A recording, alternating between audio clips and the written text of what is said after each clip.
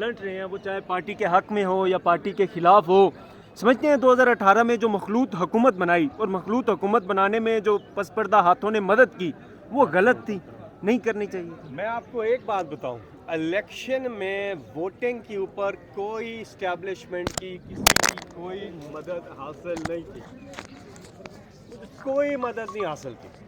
حکومت بنانے میں کئی جگہوں پہ ہم الیکشن جیتے ہوئے تھے، وہاں پہ ہمیں ہرایا گیا. جو بھی دھاندلی نون لیگ اور پیپلز پارٹی والوں کا پرانا ان کی ٹریننگ ہے اس وجہ سے، کئی جگہوں پہ جی کئی جگہوں پہ. اور وہ عمران خان اپنی مقبولیت سے بہت زیادہ سیٹیں لے جاتے، لیکن بہرحال وہاں تک تو کوئی کردار نظر نہیں آتا.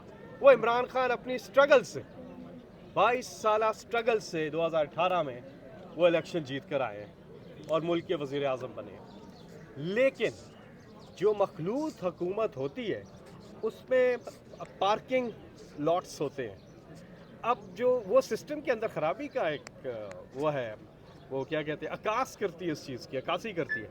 اب پارکنگ لاٹ جو ہے اس کی ترتیب جو ہے وہ اگر آپ چینج کریں تو پھر جو اکثریتی پارٹی ہے وہ اپوزیشن میں آ جاتی ہے، بلکہ وہ اپوزیشن میں بھی نہیں رہتی، اس کو تو بالکل ہی کارنر کر دیا جاتا ہے.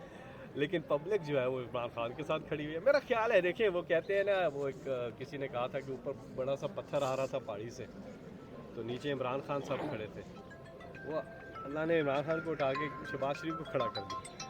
تو یہ جو ساری چیز ہوئی ہے پیچھے، تو بات یہ ہے کہ عمران خان کی پاپولیرٹی میں تو بہت اضافہ ہوا ہے، اور یہ پتھر انہی پہ آتے ہیں جب یہ ظلم کرتے ہیں، جبر کرتے ہیں. ان کا گراف نیچے جاتا ہے، انہیں سمجھ کیوں نہیں آ رہی ہے، ان کا گراف نیچے جاتا ہے. عمران خان کی پاپولیرٹی میں تو ان چیزوں سے اضافہ ہو رہا ہے.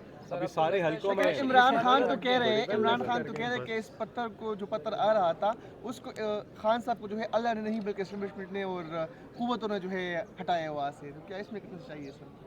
بچایا جی اللہ نے. میں سمجھتا ہوں کہ جو یہ مخلوط حکومت تھی، عمران خان صاحب انشاءاللہ اکثریت لے کے آئیں، پھر وہ فیصلے کریں گے. ادھر تو